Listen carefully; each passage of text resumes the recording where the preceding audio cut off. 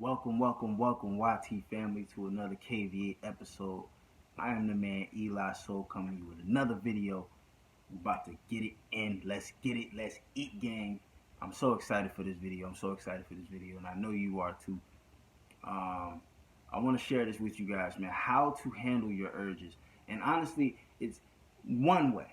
It's one way how to handle them. I know there's a lot of videos out there who giving you multiple steps, multiple tips, and those are all good tips, right? Those are all great tips.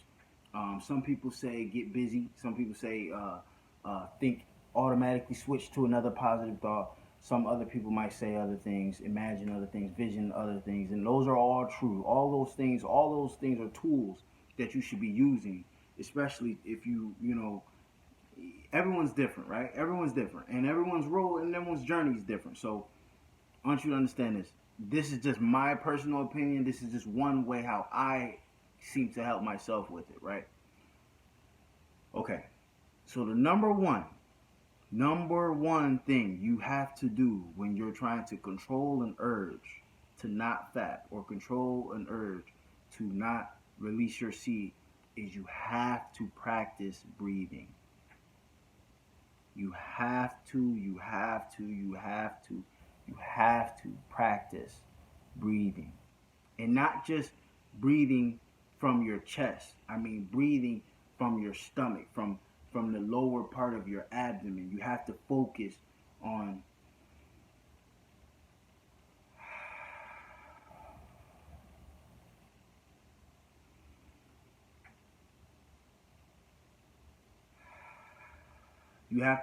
like those are the type breaths you have to take to relax yourself, especially when that urge gets so much. What I did a lot on my journey is I worked out a lot, right? So like as soon as I got the urge, I would be like, you know what, I'm gonna go to the gym. I go to the gym. I go to the gym. Sooner or later, that wasn't enough, and you might not always have access to a gym, or you might not necessarily be in the mood to necessarily work out. Breathing is the most important thing, not just necessarily with semen retention, but to be able to make conscious thoughts and be able to make thoughts that you are able that are what would I like to say, controllable. It's just like a boxer, or when you're lifting heavy weight. Why do they tell you to breathe? Because the more you breathe, the more you're allowing your cells and you're allowing your body as a whole to get engaged into what you're doing. So when someone's fighting, or when someone's in a very traumatic situation, they usually they stop their breathing, or their breathing becomes very short, and it becomes very, like, in spurts, like like it becomes stressed. And this is why they make irrational decisions. So you have to learn to slow down that breath, so you can start to assess the energy that you're in and how you're feeling and how you're thinking. Now, also, the one thing can also help is start to journal. Journal.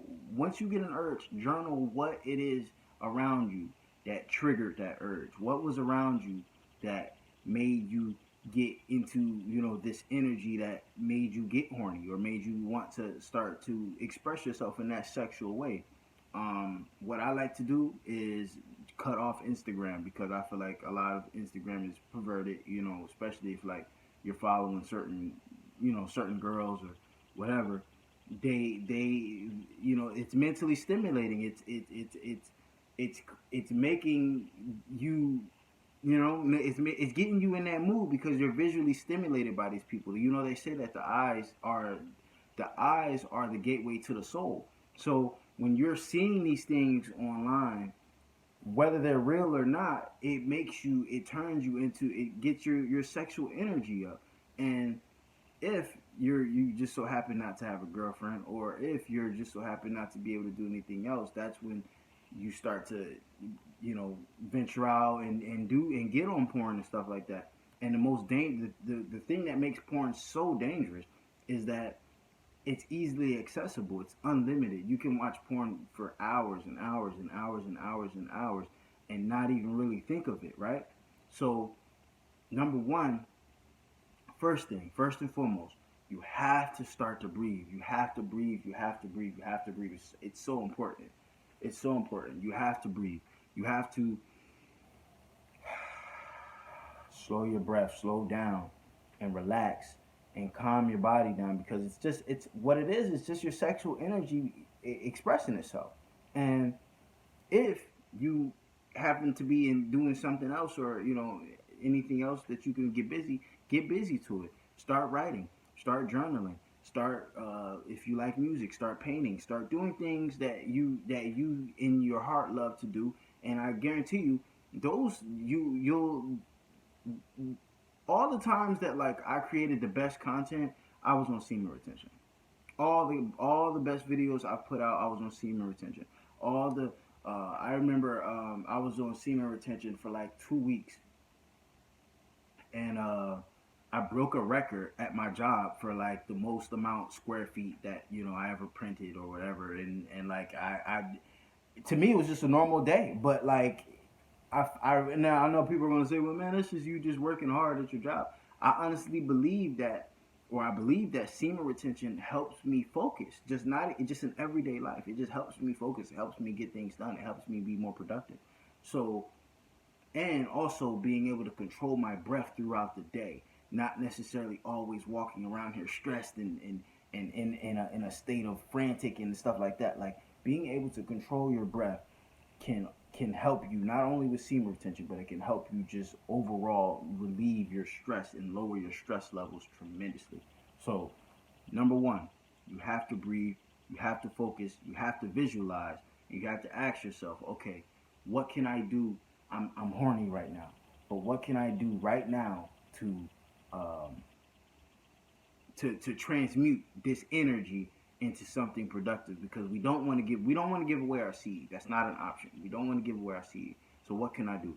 All right, okay, I can make music. Okay, I can write. Okay, I can do YouTube content. Okay, I can do whatever. You just let your mind wander off away from the porn, and venture off into things that you want to actually do. But focus on your breathing. You have to breathe. Okay? I'll let your boy. It's Eli Soul. Like, comment, subscribe. Let me know what you think. Peace out.